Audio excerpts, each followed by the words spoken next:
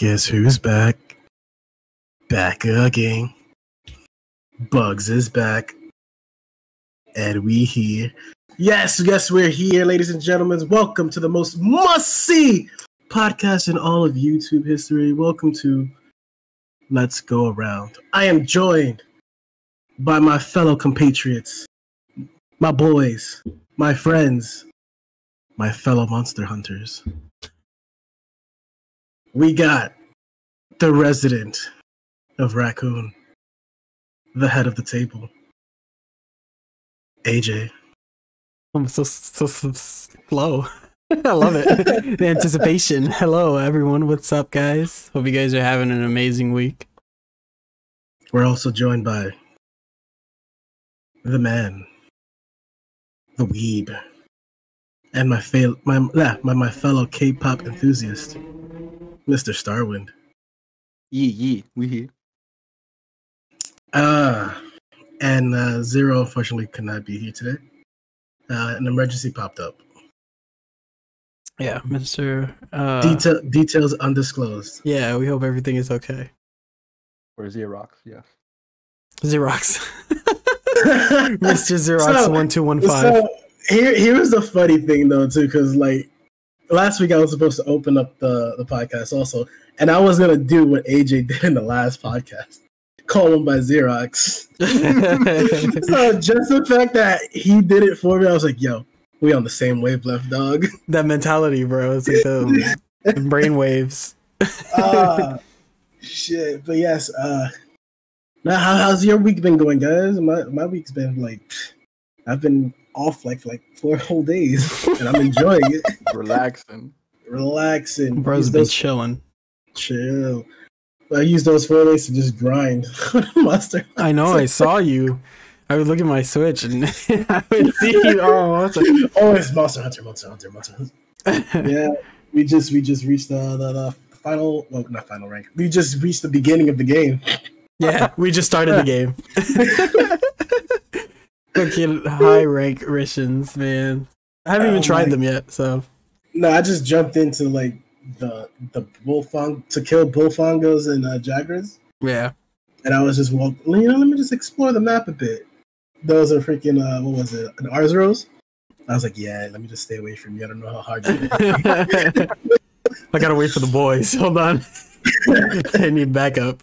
Yeah, I think the one day that I did work was on Friday, and that in my entire shift I just used it to like practice my Hangul. Yeah, I'm learning a little Korean alphabet. I'm gonna start writing names. I'm like, Nice. Look at you. I see you. Yeah, I was doing it, and I was like writing down like people like I know. Let me see. I was like, let me practice with their names, and I was correct 20% of the time. Look at you. Proud of you. Yeah, I did. So here's a funny thing though, because I did our names too. Mm-hmm. And as I was doing AJ's, and I'm like, yeah, it's pretty simple, right? And I thought I got it, but the way that they write it it's written as Aj. So it was like different letterings, and I'm like, huh? But when I did my mother's name, it was the way that I originally wrote the A part. So I was like, it's technically worked both ways. I'm not gonna call AJ Aj now. Hey yo, AJ. AJ and Xerox. No, but then I wrote mine's, but since mine's like my name ends with the Z, Bugz. It was like though they used the lettering for J. I was like, huh? So it was Bugz. Bugz. I was like, oh my god, this doesn't sound right. But I was like, you know what? I'm just gonna swipe it to the left. That's our negative verse counterparts. That's the metaverse. AJ and Bugz. And then yours was StarWind. I was like, we're gonna work on this. You're gonna ignore those for now. Yeah, but that was mine. Oh man, what about you, Starwind? How was your week, man? It's been great. It's great right now. I'm eating some bacalao, just relaxing. Getting ready for this podcast. Relax. Nah, shit. I'm eating some wings, fries, and beer. I got a beer in my hand. I had a beer in my hand, and I got pasta, I think, coming soon. So yeah. But not just any beer. We got that Heineken. Heineken boys. Heineken boys. Just like Falcon and the Winter Soldier.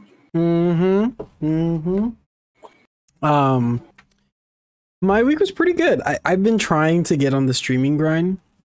So like just trying to remain consistent, you know, waking up early, having breakfast, streaming, and then doing like homework is kind of like the schedule I'm trying to make for myself now. I'm getting a lot of fucking homework.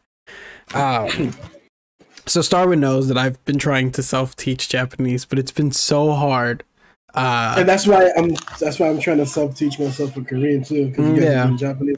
I'm like, let me try to learn another language. It's been fucking hard because like my professors give me like 3 papers a week, and it was like midterms week like 2 weeks ago, and they decided my history professor decided to give me a paper after my midterm. I was like, why don't you just make the paper the midterm? Like, why didn't you just do that? That'd be too easy. I hate teachers like that. Yeah, so I've been doing a lot of homework. I like the teachers that tell us like at the beginning of the year that they're gonna, oh yeah, so this is gonna be the final. We're not gonna get a midterm. This is gonna be your midterm technically. Yeah. The paper, and you have the whole semester to just work on it, the whole term. You know when they and then wait till the last to do it. When they say, "Oh, I need you to do this paper," and then at the end they're like, "So I'm only gonna count the highest grade of paper you've done." It's like, so why did you have me do the last 2? The highest grade was the first one I did. Fuck you. So would that technically work if you only do 1 paper? You don't have to do the other 2? Like, yeah. They say it's not mandatory. I mean, it's not optional, but they're still gonna do it that way anyways. I guess it's just to get you to try. If she's taking the highest of my papers and I only did 1 paper. Yeah, just count this 1 paper. I never have to do another paper again. Exactly. Besides that, you know, I did the Resident Evil showcase on Thursday. Yes, I was there with you. I saw. Yes. I was watching from the stands. It was very, very hype. I loved the entire show. It was just being like a small streamer. It's just like a very, very strong streamer. Like kind of restarting everything from scratch, like in the last 2 weeks or so. It just feels like empowering, I guess is the word I would like to use. I can't think of anything else right now, but yeah, empowering to have the opportunity to do that and have the opportunity to get like the overlays and stuff like that and talking points in general. Yeah, the overlays were amazing. By the way, if you haven't already checked out the Resident Evil showcase, do that now because that thing was amazing. Yeah, it was super truly amazing. It's crazy that one video game series showcase was better than the state of play and the direct that happened 2 months ago. And also, while you're checking out that video, be sure to like, subscribe, comment on our videos because we do a lot of that. We do a lot of stuff. Move plug. Oh my god! I'm getting there, boys. Yeah. and since AJ did it for me last week because I wasn't here, be sure to super kick that notification bell so you can get caught up with all our videos. Always know when we're uploading. Always know. And join our Discord, you know. I also, you can always check out my Twitch too. Resident of Raccoon. That's me on Twitch. I'm also Resident of Raccoon on YouTube. I'm actually planning some things. So not only do I edit and try to put out some really good, cool content for the metaverse, I'm trying to put out some good stuff to kind of connect everyone, right? Which, by the way, you gotta tell me which editing tool that you guys use, so I might download it also. Yeah, we can definitely talk about that kind of stuff. Mm-hmm. So basically, to kind of let you guys know, I want to promote the other guys to stream. I want the other guys to stream and create content on their own platforms so that you guys can have just interconnecting like web basically of shit. You get all of us in one, and then you get us separately in our own things, and then sometimes you still get to see us all in one, right? So like I'm thinking of doing retrospective type of video essays for shit on my channel. And those of you who enjoy content like that from me, or those of you who enjoy watching me on Twitch, like now you know you can also hear my voice on the metaverse, and then you can hear other people's voices and see their content and see other people's ways of living, I guess, you know, things they like to do. So yeah, that's the plan. We're upgrading, boys. We're going to Metaverse 2.0. It's been what, like 4 months? Right? Oh my God. Started in January. But we have changed a lot since the 4 months since we started this, too. We've gotten a lot more smoother. Mm-hmm. To give you a personal evaluation. You've I think come into your own the most than anyone here, honestly. I think you've become the word blossomed. I think you've blossomed the most. I'm a Powerpuff Girl. See, like you were so like to yourself. It's amazing to see it. Bugz, everybody. We Bugz is all of our favorites, so we hope he's your favorite as well. We're gonna take a poll. What happened? Some people would argue. Oh, I don't think it's an argument. We don't talk about those. I don't think it's an argument. Sorry. Yeah. Not to burst any bubbles. What's the news for this week? Is there any news for this week besides the showcase? Not really. Not anything I could think of off the top of my head. Bullshit, right? Well, Yeah. I think when it came out yesterday, that WWE just released their new set of firings or terminations. Yeah, that was 2 days ago. Mm-hmm. Yeah, they fired a bunch of people. Fired, I think, 10 people. Mm-hmm. Like 4 of them were like good talent. Still sucks to see people lose their jobs regardless. Especially now. You know? Yeah. It's rough. I feel like they could have done so much more with them. I mean, Payne Royce especially, man. Bro, they released Joe. like why? So, because we talked about it too, because Joe, I think in the beginning of WrestleMania, he didn't show up. Like, he wasn't. He was in the He poncho. was left at a certain point, yeah. He was in the poncho and then left after, I think before the second match. And never showed up again. So, I don't know if he was on the verge of just like, yeah, I'm done with this place already. Get me out of here. Or they were just like, you know what? I don't like the way you look on TV. I'm gonna need you to come off right now. Looking like a big marshmallow. Get out of there. Vince got the check for all the fireworks, and he was like, oh. We gotta let some people go. And then the first person he saw was Joe on TV, and he was like, him. Tell him to come back here right now. No, that's crazy because the next person was Billie Kay, was it not? And she was on the second match of the show. When he was done talking to Joe, he looked back at the TV, and Billie Kay was on TV. He was like her. Oh my God. Oh man. I don't understand what money they need to save, as if they haven't saved enough fucking money in the last year. They didn't tour. They didn't buy any stadiums out. They didn't do anything. They used their own performance center for the show. There's no money to be saved anymore. Like y'all made the most money last year. It's a shame. It's like they said, the billionaires got richer this year and the poorer got poorer. So that's us. I guess if you want to run through the showcase real quick, what did you think, guys? Beautiful. Well, okay, so let's start. Starwind, you're an avid Resident Evil fan like myself. What are your thoughts? Oh no, I was waiting for him to say yeet yeet. So they announced a lot more things than I thought they were. Like, you had already speculated that they were gonna do a collab with Behave for Dead by Daylight, and I after the Silent Hill one, I was like, I don't think they're gonna do another one, like another big killer. And of course, you were right, you called it, and they did. So I was super shocked about that. He flipped out when he saw the Dead by Daylight. I heard the hooking animation sound. He was like, Dead by Daylight? Oh my God! It was a dream come true. My two biggest accomplishments was that and Joker for Smash. Those are my two biggest accomplishments. The question is, who's going to be the killer? I would go Mr. X from Resident Evil 2. I definitely would. Really? Yeah, I would definitely go Mr. X. I think Nemesis would be too hard to incorporate because he runs, he has a rocket launcher, and his new iteration he has a flamethrower. It's like you're gonna be doing a generator, or you're gonna see the rocket hit you. Yeah, I think I think shooting a rocket launcher from across the map is a little bit ridiculous.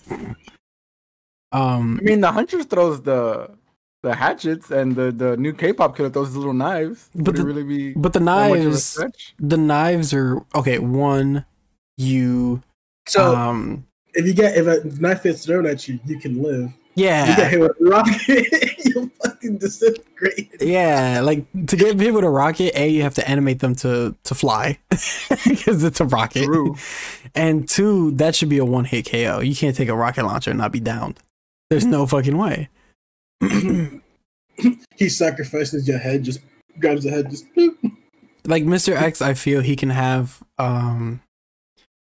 multiple punches, right? So that could be something he does. Or like kind of like how the new killer. So the new killer, the K-pop guy, he throws knives, and basically when he throws enough knives, he builds up his ability in which he can just chuck knives faster, right? So they can incorporate something for Mr. X, and I think with Mr. X he comes with the best survivors, Claire and Leon. But you think they would do like? Yeah. I mean, it could be like what they did for the Stranger Things and put Steve and That's true. And they can do skins for Claire and Leon like they did for Cheryl. Cheryl has Lisa and Alessa as skins, so but I was gonna say something. I think that what if the survivor is Chris Redfield? Hopefully he has skins. Change who he is. Skin is Piers. I take that. I love Piers. Yo, don't get me wrong. I love that character. I think Piers should have been the catalyst to carry the rest of the fucking series. Yo, tell me they did not set up Piers that entire campaign. They did. They did. They were like, yo, Piers, you're gonna be the next Chris Redfield. You're gonna carry the BSA. You're gonna be the new captain. Like, I was like, yes. Piers and Helena and Jake and Sherry, they're gonna carry this series like for the next 20 years. And then Piers died. I was like, bet. Fuck you, Chris. You still got all your men killed and you're the hero somehow? Bet, whatever. I'm glad he's finally, you know, according to the trailers and stuff like that, that's what they want you to think, is that he's finally embraced it. He's a villain, yeah. He gets people killed, so might as well just start killing people himself. So Bugz, you're kind of fresh, right, to the Resident Evil series. Like you've played a few of them. What was the showcase like for you? Oh, it was beautiful. Just watching the trailer for the village and the little gameplay, it reminded me of Biohazard, right? RE7. Yeah. And I was just like, man, I'm about to shit bricks again. Yeah, RE7 is great. This is a very good game. It's nice that so people complain about the first person stuff all the time. I feel like the first person stuff is bringing in more of an audience. Those people who enjoyed like Outlast and stuff like that. Definitely bringing in that audience, and I think it's better for the series overall. Yeah, because it's a survival horror. You're looking in the eyes of the person. Yeah, it adds more to the atmosphere to be in the first person. Third person. You'll be walking, go through a door, all of a sudden you just get pulled back, and your character automatically turns around to like this killer. Yeah, just right behind you. It's that yeah, like you said, when you turn around, you hear something behind you, or like something falls. So if you're in third person, you can see the person sneak up behind you. Just do it. Yeah. I also feel like they're trying to grab some of the younger audience, like kids that play like Five Nights at Freddy and things like that. There's so many online PC games that are quote unquote survival horror that are first person. Yeah. So now you're bringing in a whole wider range of people to play the games besides people that like Resident Evil. Now kids that don't really know the franchise, but they're like, oh, this first person game looks kind of scary. Yeah. And not only that, the PT people. Yep. Like those people who worship just PT alone. That's a major audience that they captured, you know? And it was smart because it was like, oh, PT's canceled. They were like, but we got RE7. Here you go. And then now we got RE8. It feels like RE Village. Oh, excuse me, RE Village. Fuck. Good call. In the last trailer, I'm assuming this is the last trailer. Very big emphasis on Ethan, right? Like they want you to understand that Ethan is not just you anymore. Ethan is Ethan. Like this is a character in the Resident Evil world now that you need to love the way you love Chris, Leon, Claire, and all that. As much as they don't give a fuck about Claire. But yeah. Are you guys gonna check out Infinite Darkness on Netflix? Of course. It's a TV show, right? So I wonder how many episodes it'll be. Interesting stuff. They got a lot going on. I got big hopes for the movie. Please. The reboot. Yes, they're filming the reboot. Yeah. Did you see the sign? Oh my god! Excuse me. I nutted the second I saw my language. Oh my god. Wait, I thought Jerry wasn't here.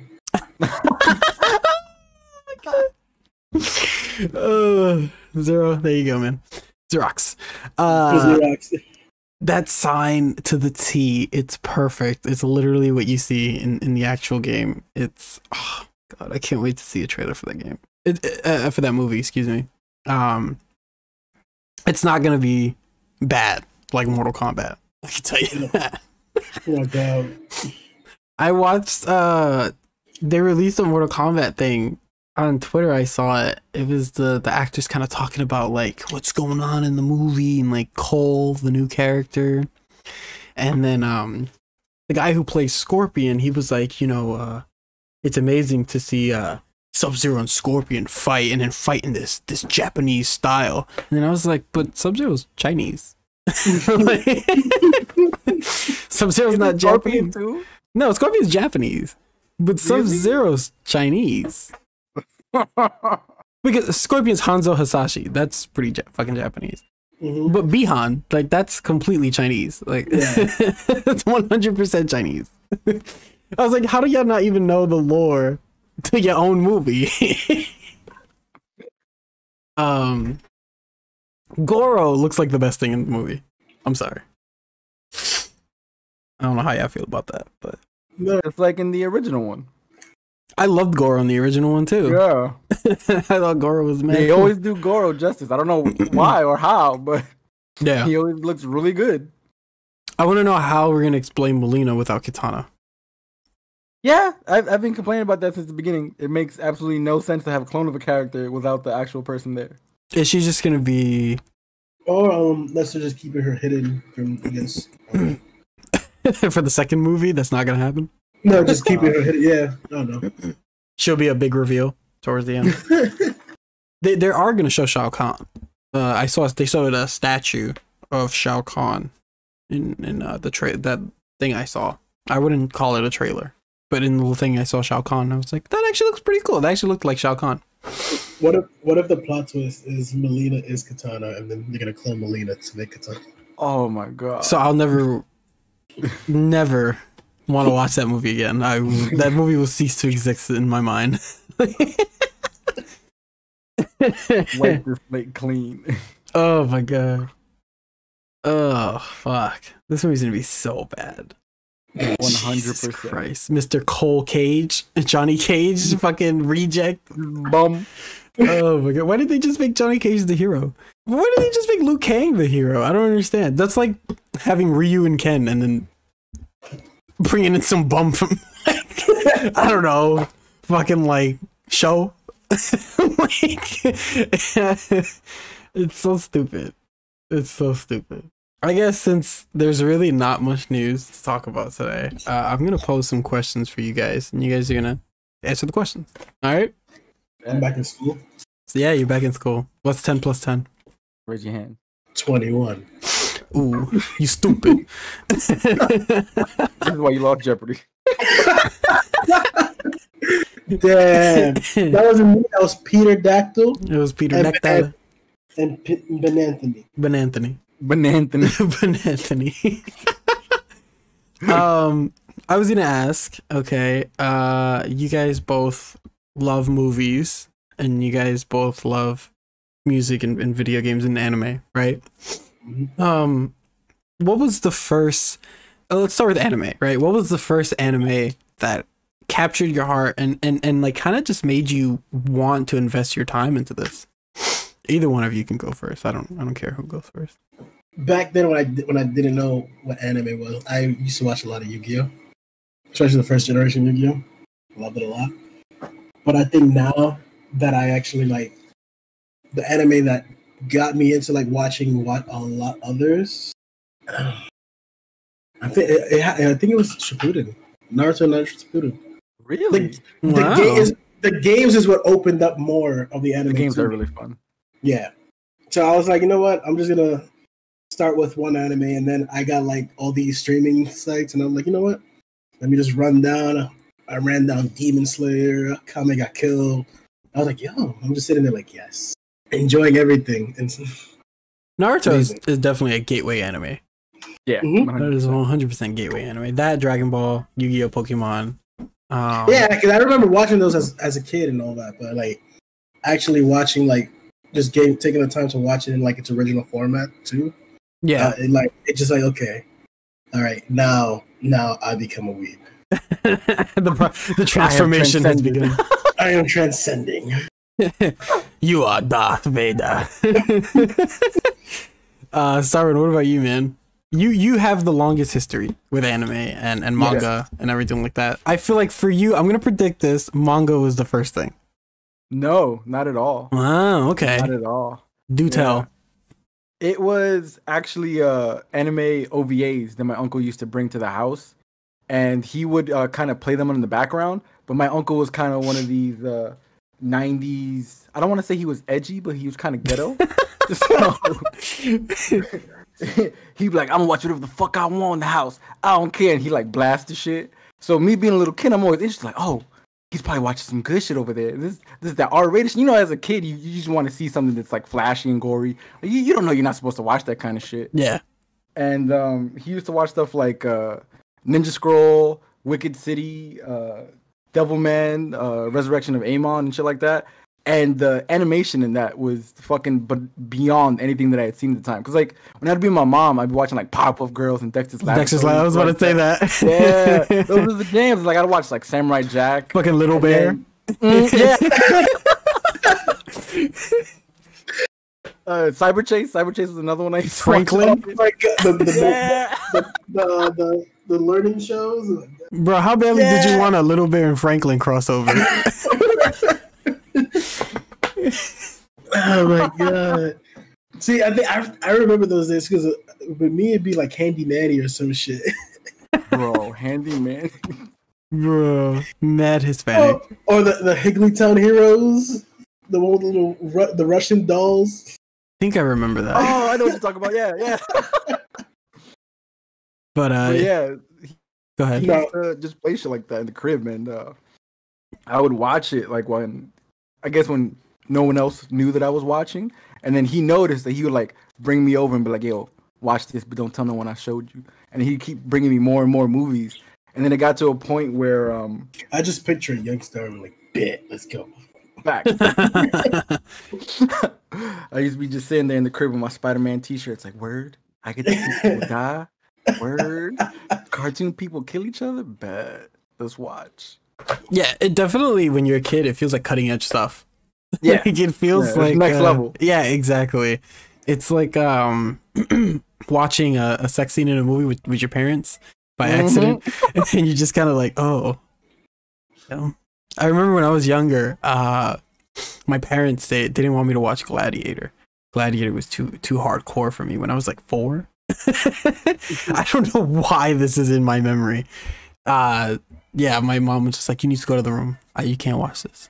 And then I remember being 10 watching Gladiator with my mom, and I was like, oh shit, I'm fucking grown, bitch.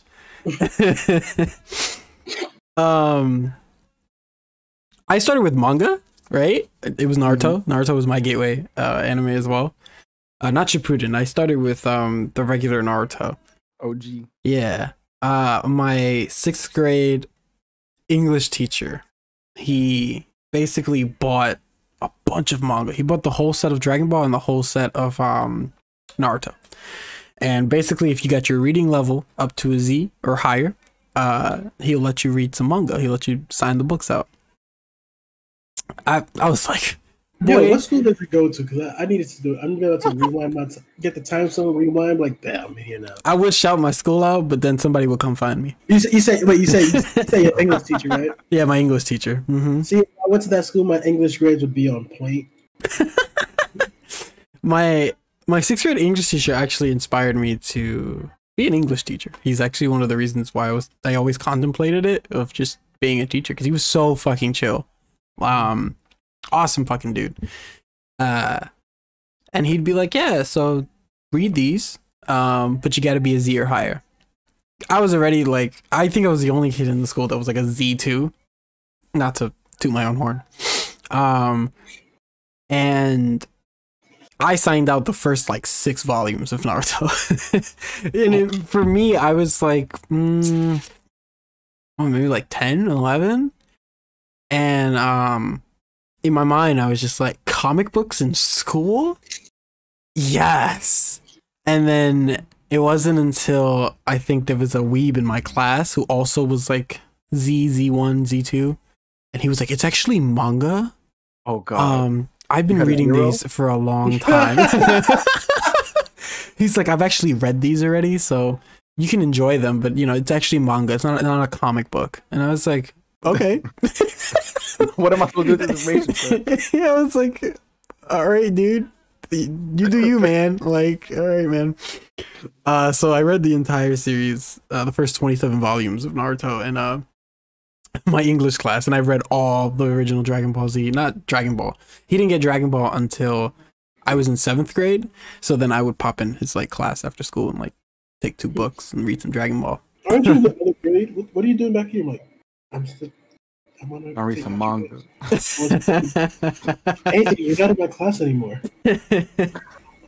I want to read books. Bro, my school was lit. My middle school was lit, bro. My 6th grade math teacher, he taught me guitar after class. So he would teach me to play guitar. And then 7th grade, my 7th grade math teacher, he used to let me grade papers. And in exchange, he'd let me run a wrestling club in his class. And then he would pay me like these school bucks things. And with the school bucks, I could buy shit. And so I bought this WWE comforter set. with the John Cena on the it had Cena, Rey Mysterio, Taker, and somebody else really old. I still have it, I think. Oh my God, this is my blankie. Yeah, this is my blankie. But that was kind of my introduction. After that, like, I realized these things had animes to them. And then I was like, oh, this is pretty cool. And then I realized that what I was reading wasn't even up to date yet. And then I was like, what? I could use this website to read up to date issues, chapters of Naruto. This is crazy. So that was kind of my introduction. Yeah. Very, very innocent. I think I started getting into a lot more 2-3 years ago. I remember. Yeah. Was it My Hero? Yes, My Hero, and Demon Slayer a lot. Those really got me. Like, okay, I gotta check out all this other stuff out. The transformation was complete. The transformation was complete. I reached Super Saiyan Blue. Now I'm just training to become Ultra Instinct and just get everything. It's funny because I have both of you guys, right? So like I have Bugz, you know, he got me to watch My Hero, so I've seen the first 2 volumes of the first 2 seasons of My Hero, and then I have StarWind, and then StarWind's showing me like the most obscure fucking shit I've ever heard of in my life, like shit that like you. I think he's the only other person that I've met that's heard of this shit. Is it like extremely gory or something like that? No, it's so innocent. Like, it's. I operate on both sides of the spectrum. Yes. No, because I remember watching a clip, and it was like, "Yo, this is crazy. What is this?" And it was like it was an anime, but I always forget the name of it. I think it was called Blood Sea, I believe. Oh, Blood minus C. Yeah, I know. Yeah, and it'd be all these like crazy ass monsters, and they're just like they look like bunnies, and they be chopping people. Yeah, and they be like killing them in the most obscure way. I'm like, yo, like they're literally their food. They're just playing with the food. They're like plot twist. I own that. The anime or the manga or both? Both. Oh, I own the prequels and the sequels. But I was like, yo, this is insane. I like it. I want to watch more. My issue was always I have a short attention span. So focusing on multiple things is kind of hard, especially something that you have to read. So like I try not to watch them in English dub because it's cringe a lot of the time. So like I like when I watch TV shows. And I think what did that for me was so I was watching because the original Yu-Gi-Oh in dub was okay to me because I never you didn't know that though. I didn't know it back then. Mm-hmm. So when my friend showed me Arc 5, which a lot of people don't like, but I enjoyed it. And I was watching in the Japanese. I'm like, yo, this is so epic. It's a lot more. And then when I was watching Nick one day, and I'm like, yo, they're bringing it to basically they're dubbing it like English. I'm like, man. I literally clicked. I don't know. This is the biggest forget too. I clicked like a clip, and they played it, and all you hear is, "Okay, let's do this." I'm like, I was so spot on. I was like, "Oh my god, what did they do? What did they do?" And then it goes to the antagonist. Yeah. After watching the subs for Naruto, I was like, "This is a lot different. This scene is more epic now." I was like, I can't watch this. And plus, when they like dub a lot of it too, they like to censor a lot too. That's the worst part of it. Mm-hmm. They censor so much, and they change a lot of the narrative. Mm-hmm. Yeah. They change the names, and I'm like, yeah. Mm-hmm. I can never watch Yu-Gi-Oh! In sub. I'm sorry. His name is not Declan, it's Leo Akaba. Brock's Kaiba is the greatest thing in the world. It's will forever be the greatest thing ever. So yeah, Starwind basically. So with anime, like I feel like I need to really sit down and focus. But I like manga because manga, I can just sit by the window and like read for like 10 minutes. Enjoy a nice beer with the sirens going off. Yeah. Or like have lunch and like eat my lunch and like read a book while I'm eating the lunch. So go to bed, lay down in bed. I don't have to have this big ass TV. I can just put a little light and like put it on my on the book. This man sounds like he's retiring. Yeah. So like in the last few weeks, I've been like I went to Kino and then I picked up some manga and I was like, let me try reading manga again. And then I'm like, this is so much easier for me. Like I can consume this a lot better. And so I was just like, yo, bro, what's some manga I can read? And he gave me some crazy shit. Yeah, I gave him a big old list, a big starter list. Mm-hmm. I got 2 fat books in my shelf right now that I have yet to read. It was Shaman King and what was the other one that you got? Oh man, I can see it, but I can't see the title from here. I'll pull it up for you right now. Drive a conversation while I pull this up. No, my friend literally just gave me like his account to read the Shonen Jump ones. Oh, the Viz Media. Yeah, I have one of those. Yeah, so I've been reading like the Dr. Stone, the My Hero. What was it? It sucks because My Hero's gonna end pretty soon. Yeah. I think they're like 80 chapters away from being done with the story, which I'm like, all right, that's. But in the anime, they just got to like, I think one of the chapters that they've already been past like 2 chapters ago. Yeah. That's always the case with the manga. The manga's always ahead. Azumanga Daioh? Oh, yeah, the comedy one. Yeah, so I read the description on Amazon. Amazon sold it pretty well. Yeah. They tell you the best high school stories are simultaneously funny, warm, and endearing, and then they give you a description on each character. And I was like, oh. So I read the reviews, and this guy was like, an enjoyable series featuring cool and hilarious characters. I was like, let's fucking do it. It was pretty cheap too. That was $20 for the entire series. Yeah. It's a thick book. That book was massive. I'm like, yes, one day once I finish. I said one day. I'm on the last book of House Husband. He won't read anymore when Dead by Daylight. releases. Or when it comes out. Between matches, he's gonna be. Yeah, in between matches, I could read a little bit of a chapter. We're gonna lose in touch with him, bro. Yo, AJ, you gotta come. AJ, you okay? AJ, yo, get in all the Monster Hunter you could play with me right now, because May 7th, y'all ain't gonna play shit with me. I'm like, y'all gonna see me Wednesdays and Saturdays, and that's it. We're not gonna go. We're not gonna be able to go over to watch the fights anymore. He's gonna be like, what fight? I'm fighting these monsters in Resident Evil. But Sasha Banks has a title match. Who? Damn, nah, put some respect on her name. Put some respect on her name. Made a better WrestleMania, bro. We love Sasha here. Oh, we more than love Sasha here. Yeah. That was the reason I missed. That was the reason I missed last week. You know, Sasha, that main event. You know, it took a lot out of me. That was it. I had to recuperate. That was it. When I was ready to come back, that Roman Reigns, Daniel Bryan Edge match. Yo, that shit blew me out the water, bro. Yeah, I was like, I can't. I gotta come back next week. I'm sorry. Yo, they fucking killed it, dude. Like, they killed it. You mean Reigns killed them? Oh yeah, no, they killed Reigns. Remember when they both had him in the submission? But he killed them. No. Oh wait, he did after that too. Yeah, with the concertos. Oh man, what a fucking main event that was. At the end of it, I was just like, can he hold the title till WrestleMania 38? Can we make that a thing? No. What did it for me was like, yeah, that I love him.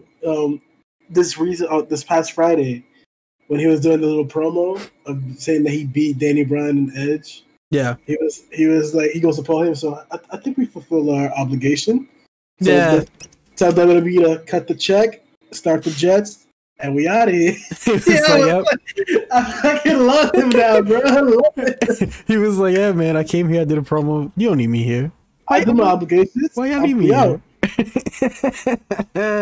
He when the crowd was booing him and they were chanting like, you suck, you suck, you suck, and then like he's looking at the crowd and I was like, I was like, oh my god, he can say something back now. He can do things back now. He doesn't have to ignore the audience anymore. Oh my god, this is truly the best he's ever been. I'ma smash him. I'ma stack him. And y'all gonna acknowledge me. And they're gonna acknowledge me. Yeah, he's great. Oh, let's go! I've never cheered for this man as hard as I did. It's amazing the way they booked it, because it was he on the Friday before WrestleMania. He said that, and then he was like, and that's not a prediction, that's a spoiler. And he did exactly that. He smashed him. He stacked him. He pinned him 1, 2, 3, and we acknowledged him. And then on SmackDown, the way he said it, he was like, I told you I was going to do it. Did you not believe me? Come on. Yo, Roman Reigns, bro. Where was this the last 4 years? This WrestleMania was truly the best WrestleMania like in recent years. Yeah. I mean, 35 was good. Last year wasn't that good. But we know why. But yeah, this truly was like amazing. Yeah, this was a great show. And I think credit to it goes because of COVID and not having a crowd, you know, and now getting that back. It just felt nice to feel normal for a little bit, you know, for a few hours. Yeah. It was nice. But I guess going back to what I was talking about with you guys, so let's move on to video games, right? Like what video games specifically attracted you? And so first video game that you can remember, and first video game that made you a quote unquote gamer. Since Bugz started first, we'll start with StarWind this time. One of the first games I can remember playing is Crash and Mega Man 8. Ooh. I think I got them at the same time. Okay. And one of my mom's friends would come over to my house a lot to hang out, and he would watch me play Mega Man, and if I lose, he'd be like, "Yo, you suck, bro. Pass me the controller." I'd be like, "Nah, you ain't getting this controller till I beat this level." And because of that, like, I would be so determined to win. I would like, and then whenever I would see him in the street, I'd be like, "Yo, I did it. I beat that boss, bro. What you got to say now?" And he'd be like, "You ain't gonna beat Wily's castle." I was like, "Bet." Like a week later, I'll come back like, "Yo, I did it, boy. Leave me alone." Grown ass man getting at me, but it really pushed me to want to play Mega Man. And Mega Man 8, I've now noticed is really bad. It's not a good Mega Man game, but it holds a special place in my heart. I play it all the time, even though shit sucks and the voice acting is fucking terrible. Oh my god. It's crazy, right? When you play games back then and you're just like, this game is fucking, oh my god, it's so good. And then like you play it now and you're just like, damn, I really rep this shit? Like, this is my man? Yeah, like I can beat the entire Mega Man 8 game in like a day now. It takes like a few hours, if that. And then back then as a kid, I was like stressing, like, oh my god, how am I gonna be Clown Man, bro? First of all, these strings. This grown ass man struggling in this game at his age too. Yeah, I think about that too. I was like, yo, you was a whole bum. Out here talking shit to a kid, like. Oh god. What about you, Bugz?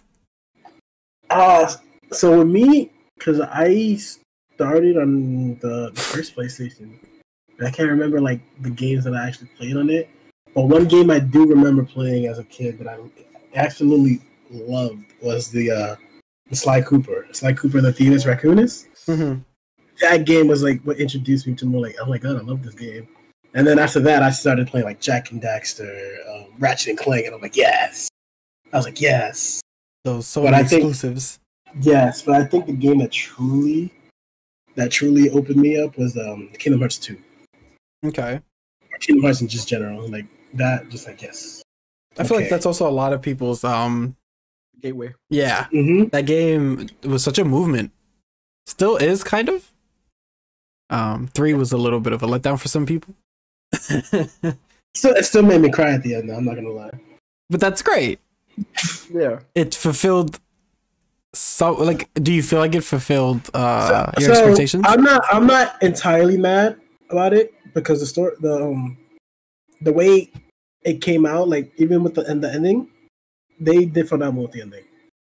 To like give you the little sadness, like oh my god, this is actually happening. And then the song that was going with it too, I was like, yo, my heart, I can't take it. I can't take it anymore. just let it go, please. But yes, I was one of the few people that just didn't mind, didn't care. It redeemed itself at the end. That's good for you. A lot of people, you know. Yeah, I think it was mostly because it was like the worlds were a little bit short. Yeah, pretty much because like in the other games, the worlds would be much longer. Trust me, man. As a Resident Evil fan, I understand disappointments and redemptions more than a lot of other people. So I get it, man. I get it completely. I want to say my earliest memory was Mario Kart 64. But my dad was a very big gamer. He gamer, football, pro wrestling. That was like his shit. That was his holy trinity. And baseball. And he would play X-Men versus Street Fighter, Resident Evil. Man of culture. He would play the Mega Man games. He would play Crash. He would get my mom to play Spyro. He played a lot of fighting games in general. He got my cousin to get into the Marvel games, the Capcom Marvel games. He owned, which I still have to this day, like half of my Resident Evil figures are his, were his.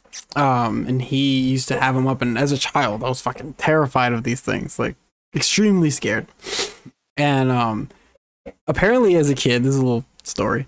So what is true, you become what you fear. Yeah, if you want to quote me on that, yeah. Apparently I used to crawl upstairs to my grandmother's apartment. So we lived downstairs and my grandmother lived upstairs. It was one of those like townhouse things. Yeah, I just pictured you going up the stairs like the horror movie where they're like upside down, the heads. I was like, wait. He just turned this whole place into a horror movie. And he would put the figurines on the stairs. And then that would stop me from going upstairs. Yeah. And again, another memory in my mind that it's weird. I was super young. I shouldn't remember these things, but I vividly remember those figures on those stairs. Maybe it's because it was a traumatizing event for me. You remember the figure started moving. got some insight into AJ's character. He plays the game so much to defeat his fears, to beat those monsters atop the stairs. He's facing his fears. So I guess you can say that, right? Because there's another memory in my head, right? So this podcast is kind of therapeutic. There's another memory in my head where I remember playing with the exact figures I have here with him, and like I just remember like kind of getting over that. Like I was just like, yeah, fuck these figures, man. I ain't scared of these shits, man. I'm a man. And how does that make you feel, young AJ? Makes me feel good, because I think that's what sparked my love for Resident Evil. And I think my love for Resident Evil, like if you think about it, sparking my love for Resident Evil, I was like 4. I was like going on 5 years old, which is crazy. Like I said, I shouldn't be remembering these things, but I do. And like to say, it's weird to say like, oh, I was 4 and like I fell in love with Resident Evil at the age of 4. But that always has sparked my love for gaming in general. And growing up, you know, when I lost my dad, unfortunately, but I didn't have, like, when he left, pro wrestling and gaming left, you know? So I kind of didn't like grow up anymore in that. And it wasn't until I was like older, getting into high school, that I was like, yo, a lot of the games that I own are like kiddie fucking games. There's Sonic and like Mario, and I got Resident Evil, but like, I'm gonna lie, that's how I felt too. I was like, yo, I want to expand. Yeah, I was like, this is some kid bullshit. And like my friends are like, yeah, I played Final Fantasy 7, and like, oh, I played like and then, you know, growing up at the time, it's like, oh, I played BioShock and like Uncharted, and I was like, what are these games? Like, can we play Mario Party? I think the game for you was Shaolin Monks, Mortal Kombat Shaolin Monks. I was like, yo, I get to rip people's arms off. I get to kill people. Like, yes.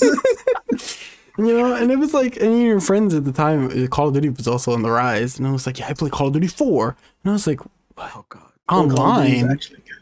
I was like, online? Yeah, what? Online, like, oh my god. I had my fat PS3, and I was like, I can go online with this thing? I mean, I know Outbreak says online at the bottom of it, but I never tried it.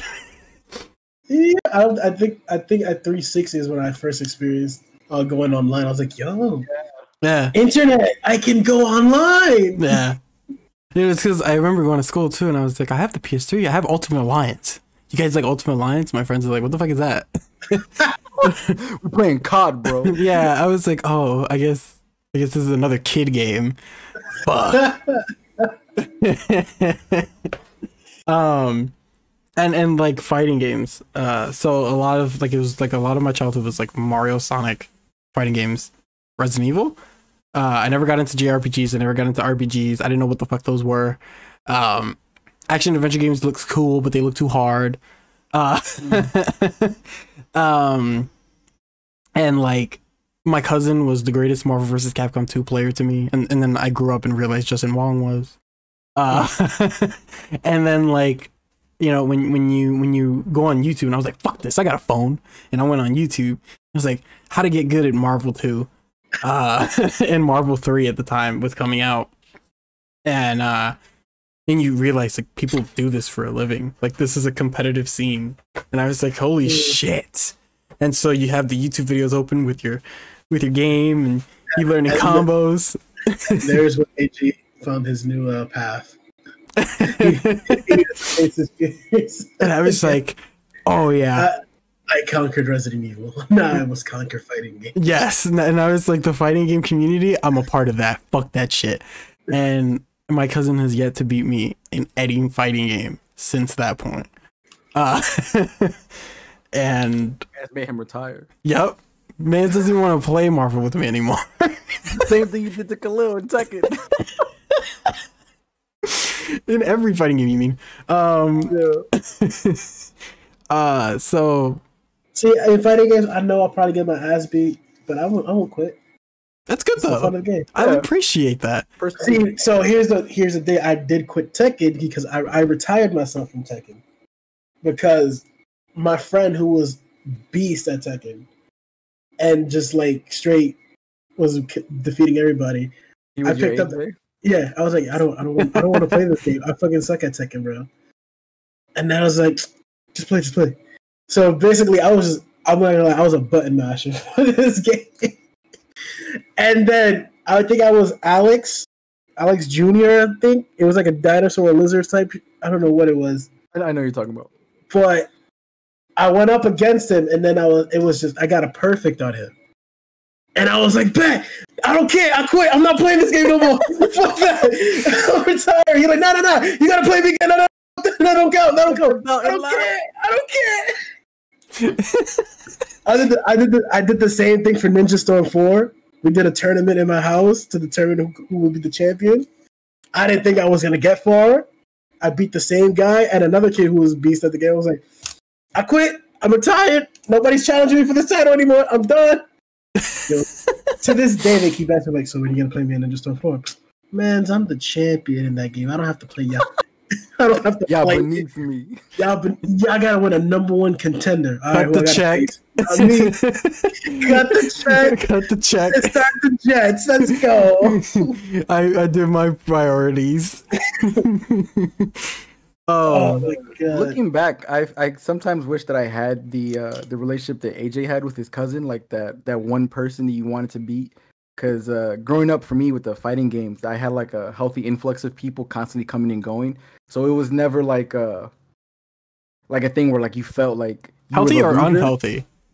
Healthy, like Okay. there were so many people that we used to play with. Because like I remember being in my friend's house, Bakar, and there would be like maybe like 12, 15 of us at a time sitting in the living room just passing the controller around, and we were just constantly playing. And like looking back at it now, like we were kind of trash because no one was really learning anything. It was just like we were playing to have fun. You're casually having fun. Yeah, exactly. So like there was never a need to like go online and look for shit, because some days you like, oh, like I ain't gonna play my main character anymore, the character that I like, or not the character that I know how to play. I'm gonna just play this random character and try and wash you.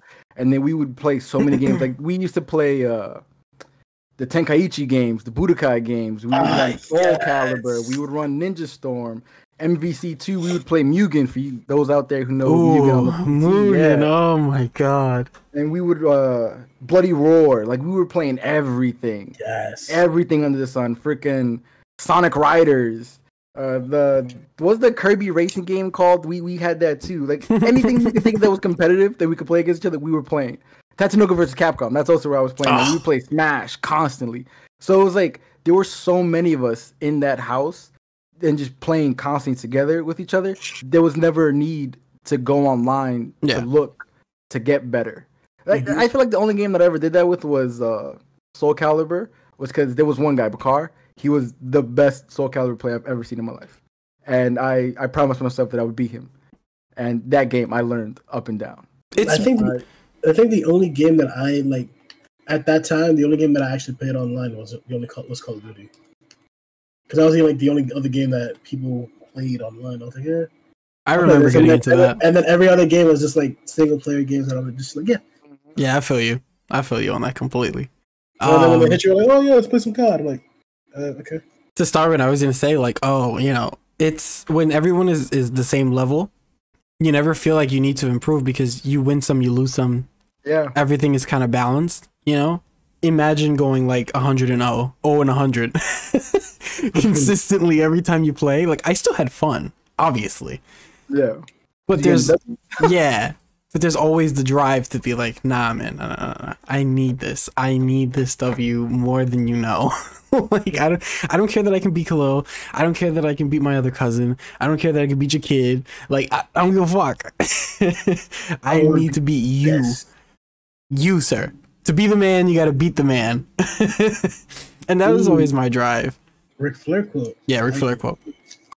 And like my partner, like she always tells me like you're so competitive.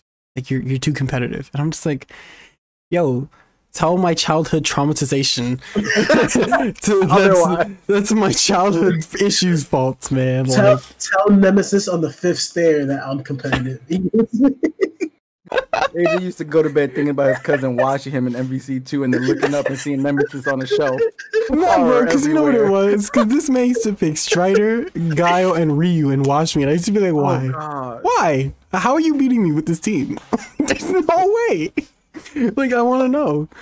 And he used to be like, it is random. He used to be like, Morgan, that's my baby. That's my baby. You don't get to play my baby. And I was like, bet. Whatever. I got you. Marvel 3 came out. I learned Morgan. I was like, what now? Download. Whose baby that is now? Tell me. But yeah, it was and still his whole waifu. It's kind of it is traumatizing when you think about it. Like, it is like a mental issue.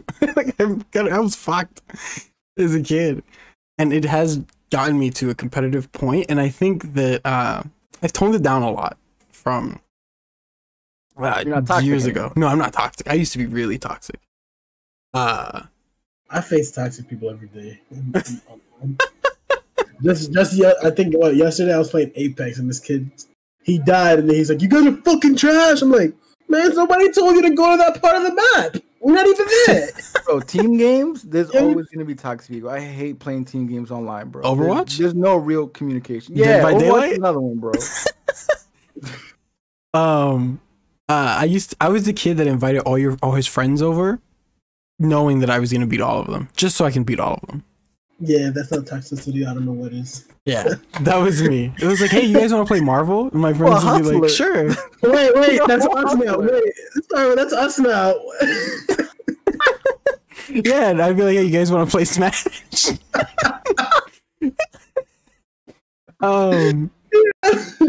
Yeah, Khalil has felt it, right? He never wants to play Marvel 3 with me ever again. I've ruined that game completely for him. When we play Street Fighter, we never play each other. We just play online. We just pass the remote and play online because we refuse to play each other in that game. And MK. But it's bad because I put that mentality into anything that's quote unquote competitive. It could be the least competitive fucking thing. But I put the mentality in it of like, what's the frame data? What's the trick? What's the best way to win here? Like, I need to know what's the strategy, right? What am I supposed to learn here? And I hate that I do that. I fucking hate it. I have to overanalyze everything. It's so stupid. I need help. So, is today's podcast really just a therapy lesson for you? Is that what's happening? Did we change the subject because there was nothing else to talk about? When I first met you, you were like, yeah, I'm godlike in Smash. Yeah, let's play Smash. And I never said I was godlike. You said you were good in Smash. You said you would watch me. I think I said that. I never said I was godlike though. I never talked shit to you. Because that's the hype though. That's the hype. Like that's how you get people. Well, at least from my environment, that's how you get people to play. Like you have to be like, yeah, come play. I'll watch you. Like you have to egg them on. Mm-hmm. I was never the person that was like, I'm gonna beat your ass in Smash. You ain't shit. I was always the person who was like, let's play Smash. Like let's. You're that Death Note character that pushes up his glasses with the glare. He's like, let's play. And I remember the first time we played Smash, you were so mad. Not mad, but like the intensity, the fire. Like it was there. It was Smash 4. And you were in my crib and we were playing in the living room and I was just like, yeah, this man is gonna play Smash. My issue though is that I had never played Smash 4 on the Wii U, so it was like a whole new experience to me. But of course, in my mind, I'm like, it's Smash. It's the same shit as before. I'm gonna play. It's gonna be whatever. And then you came in with your Sheik and your Diddy Kong, and I was like, all right, bet this is gonna be the night. Now we're getting into StarWind's trauma. I think what it is I try to open people up to the competitiveness of certain things. So like I feel like when I play with new people in anything, whether it's Marvel, Smash, Street Fighter, Mortal Kombat, I show them something new, right? And then it's kind of like, oh, I've been playing this wrong my entire life. And I hope that it then motivates that person to learn. So like you got into fighting games heavier, right? Yeah. And you did that with me with your Smash. Definitely also. Mm-hmm. Before I played Smash, I just was like, I didn't care at all. Now I actually like, you know what? I actually get into the game. I actually start trying to learn stuff with these characters. Yeah, man. Like when I taught StarWind to use his C-stick for tilt attacks. Yeah, I wasn't using them at all. Changed your life. At all. Changed completely. Whole play style changed. Yep. It's great stuff. So I try to not do what my cousin did, because my cousin was the person that never taught me, right? It was get better. Like, that was it. Get better. Get good. Like, that's literally him. It was never like, okay, here's what you're doing wrong. Here's what I'm doing compared to you, and you can learn this. This is how you do a combo. This is what you shouldn't do. This is unsafe. You know, it was never that. It was just like I said, like, oh, play me, come over next weekend. And I think it was like I'm seeing this kid like throw the controller at you after he wins. He's like, "Oh, you trash! Get out of my house! Turn off the GameCube!" Like he puts you on console duty. Like you the one that has to like switch out the games. Like you the bitch. Oh shit! And you know what it was too? I was always player 2. Fuck that shit. I will never be player 2 again in my life. He not to get anything twisted. My cousin is amazing. I think that was the benefits of growing up an only child. I don't have to suffer through that. No, man. I mean, I was player 1 in my household, but it was always me.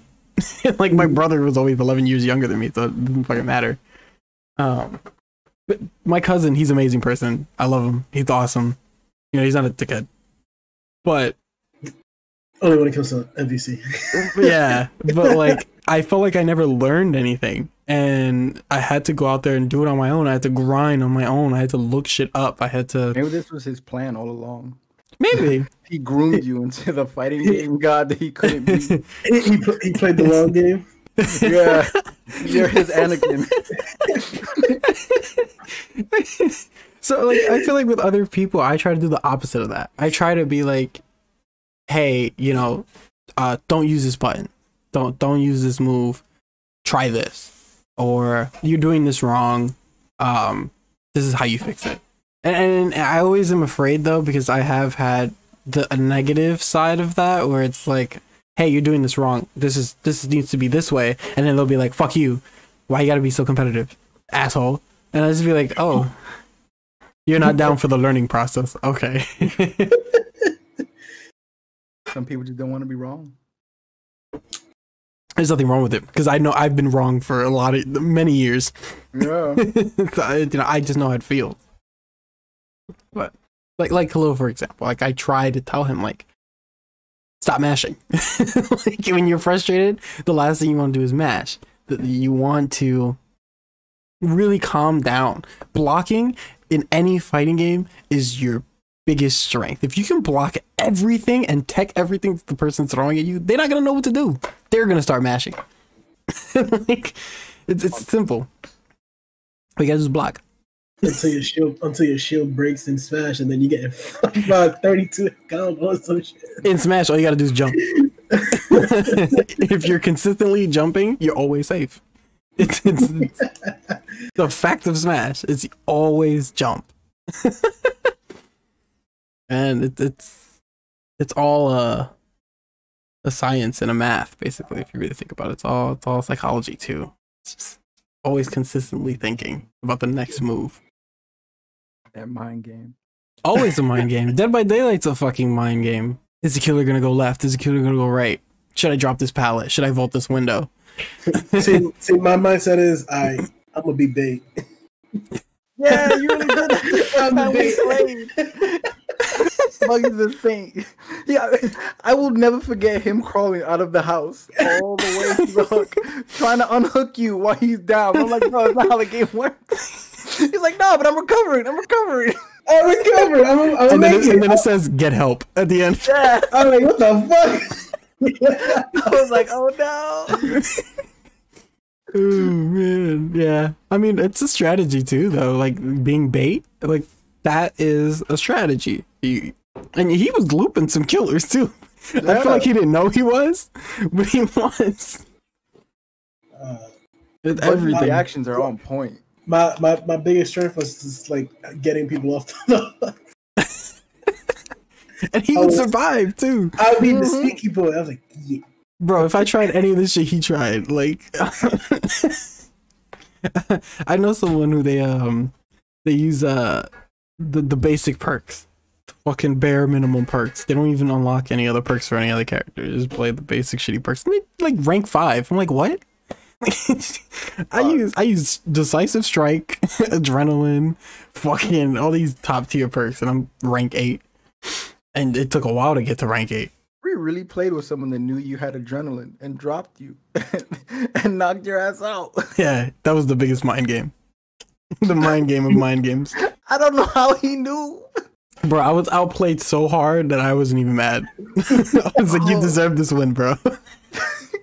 We was over here gassing it up before it happened. Like, yeah, we gonna get you out. I'm gonna open the door. You got the adrenaline. You just run. He dropped you.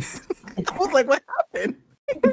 Literally, the second I got up, bro. The second I got up, he swung. Oh my god! All I saw was you go up and then you go right down. I was like, what happened? That was the fattest L I've ever held in Dead by Daylight. And I held it. I was like, I'm holding this L, bro. I gotta open Dead by Daylight now. Yo, I'm down. We usually play on Tuesdays. Yeah, we usually play on Tuesdays, but he works. That's what it is. I got 4. We're usually still playing by that time. Yeah. Dead by Tuesdays. That's what we're gonna call it. Yeah, we're usually on till about what, 6? Yeah, 6:30 usually. That makes sense because I usually get home around 5:30. And he sees us. You can play like an hour with us. Yeah. I'm trying to get my blood points up for the new killer and the new survivor. Yeah, I gotta go play Hassan, bro. Yeah, I'm still thinking about a 5th person to join us so that we can play with all 5 of us and just do like K-pop killer, man. Yeah, we can switch killers. So like, you know, Bugz will play killer and then like StarWind will play killer and then I'll play killer. We rotate it. We'll just be blasting K-pop songs. That motivation. And I see AJ running. Oh my way! I'm just. Bugz seems like the guy who gives the last person the door. You seem like that killer. So, because this, well, the funny thing about this is because it brings me back to playing Friday the 13th, and I was Jason, and so at this point, everybody there's like 2-3 I was playing with a lobby full of my friends, but it was like a couple of randoms too. So I was Jason, and I was like, okay, guys. Welcome to camp. I'm the camp counselor. My name is Jason. Hi.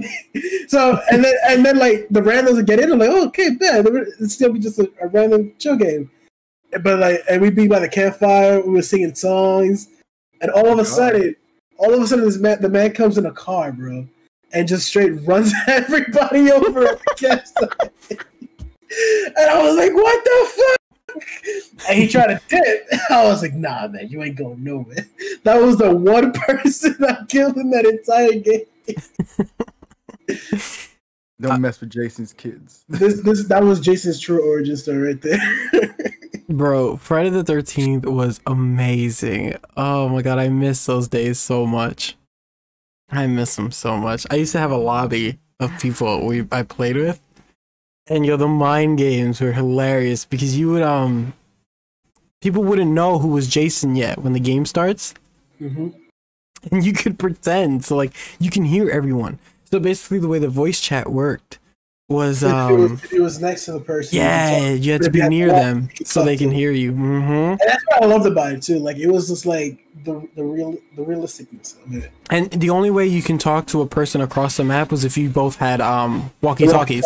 Yeah, I remember I would find a walkie-talkie. I'd be like, over and over. Yeah. And nobody would answer me. I was like, fuck, nobody's.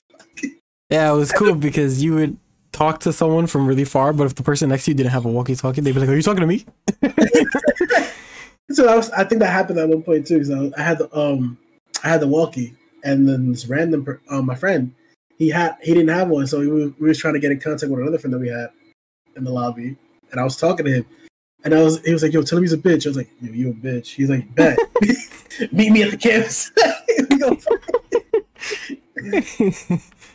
And then you would hear Jason when he's close.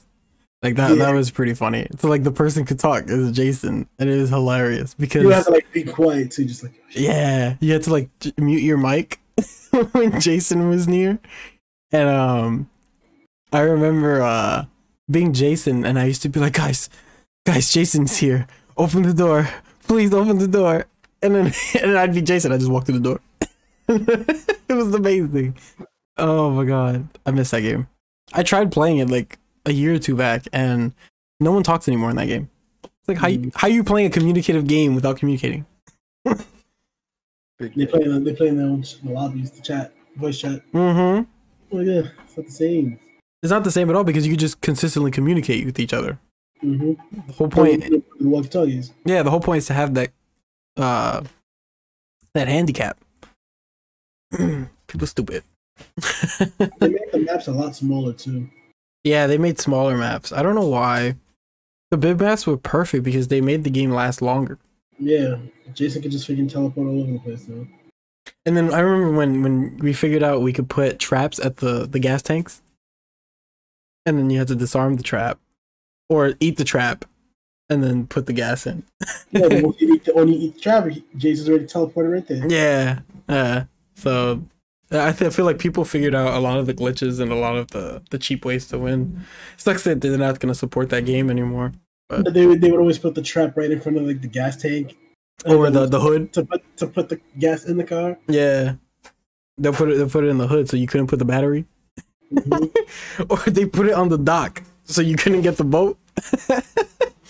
Cheap ways, man. Fucking cheap ass Jason. Jason didn't think this much. Yeah, he really didn't. He just hit you and that was it. Out here thinking the brain, he had big brain plays. Fuck out of here. Oh man. But you guys have any closing thoughts, statements before we wrap it up here? Get good at fighting games, bro. Put that work in. Oh man. Face your fears like AJ did. Yeah. If you feel like you're always losing in something, man, YouTube's your best friend. Remember this. This is actually a good quote. There's always a competitive scene to everything. Trust me, you will be surprised.